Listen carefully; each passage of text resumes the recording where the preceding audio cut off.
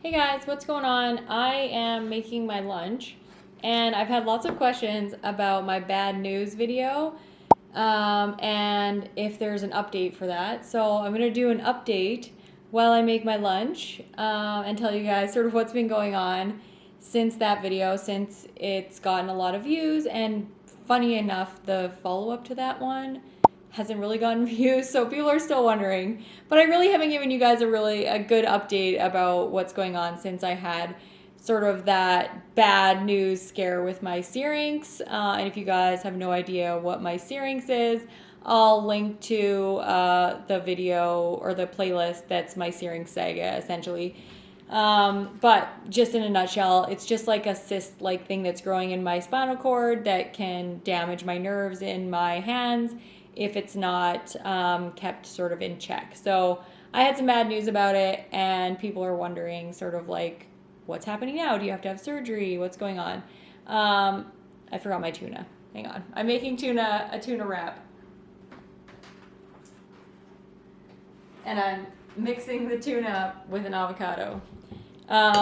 Anyway, so when I had my bad news for my syrinx, it looked a lot bigger. So it looked in the MRI like it was a lot bigger.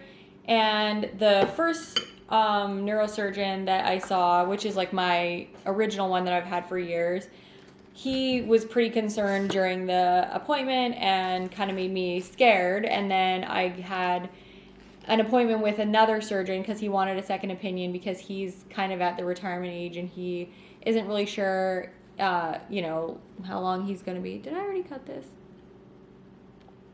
No.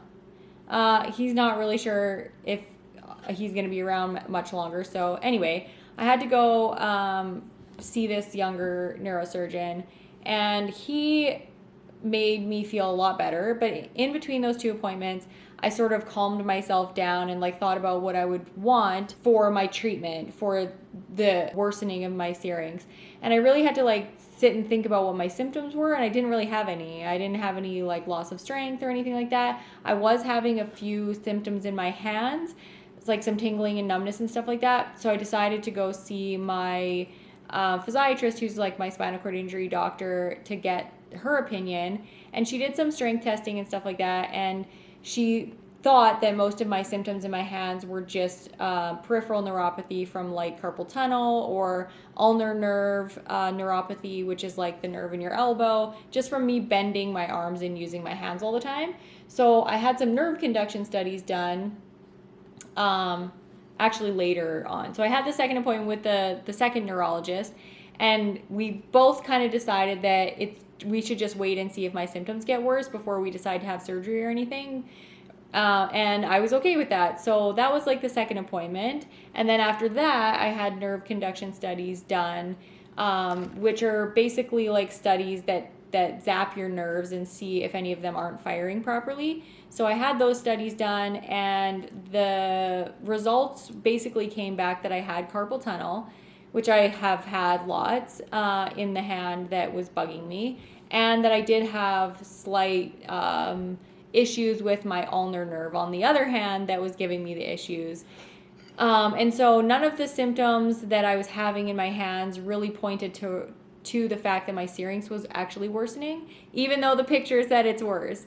And so it's kind of just been decided, or I decided, we all decided, the neurologist and me, that unless the actual like clinical symptoms, like my physical symptoms, are worse, then it doesn't make sense to go in and operate, because every operation that I've had, I've gotten nerve damage in my upper body, and that makes my life a lot worse when you have like nerve pain and stuff like that. So I just didn't want to have any further damage to prevent damage that isn't causing any actual symptoms, if that makes sense. So really not a huge update. I was scared. I did a video while I was scared, and maybe that's made it seem like it was a lot worse than it is. A syrinx can be very bad. Like, it can kill you if it gets bad enough. It doesn't usually get that bad in people. It usually just sort of causes really annoying symptoms like pain and numbness and things like that, but it can actually paralyze you if it gets worse. So that's sort of what we're trying to prevent, but in the meantime, I'm not having any symptoms. So that's, I hate this.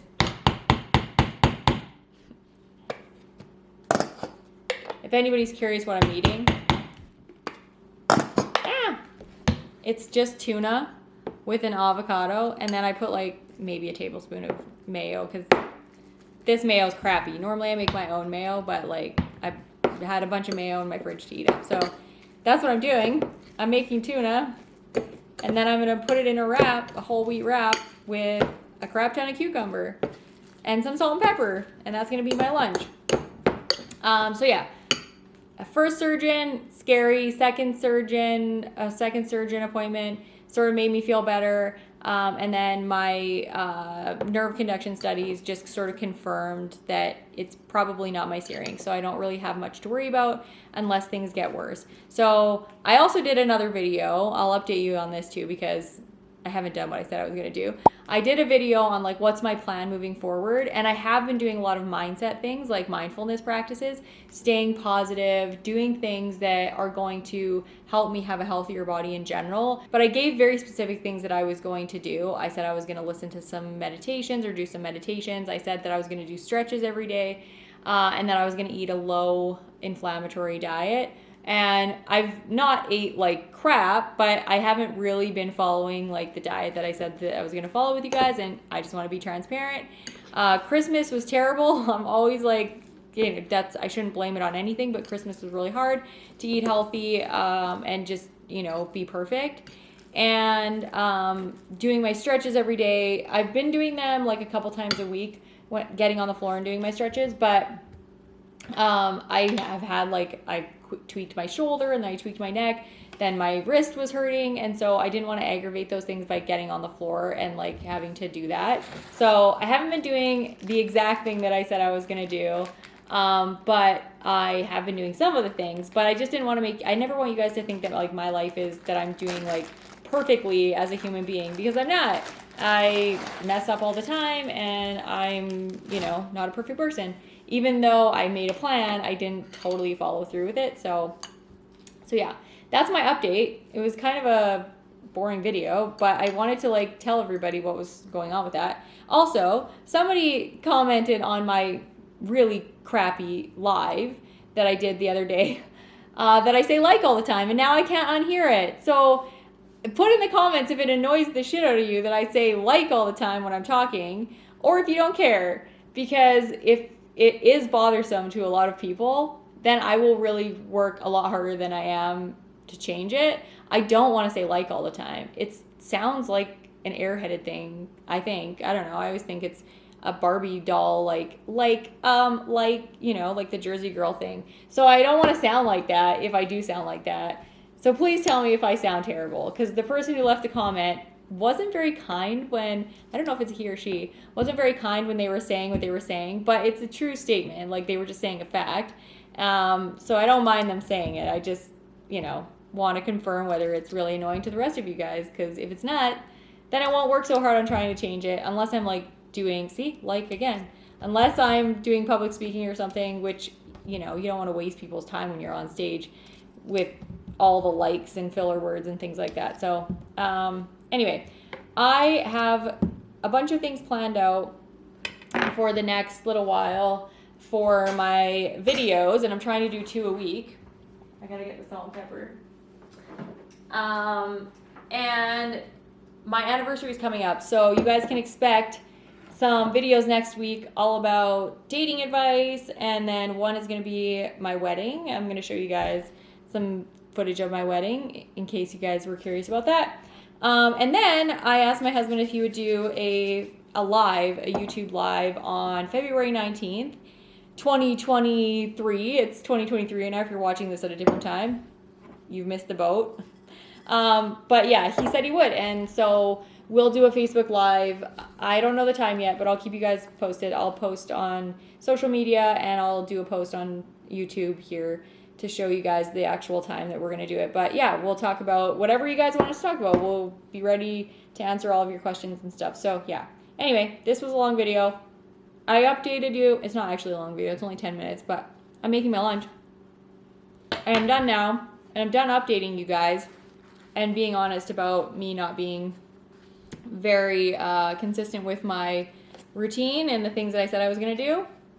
But I'm working on it, and that's all I can do. So here's my wrap. And it's yummy. Okay. I will catch you guys on another video. Bye!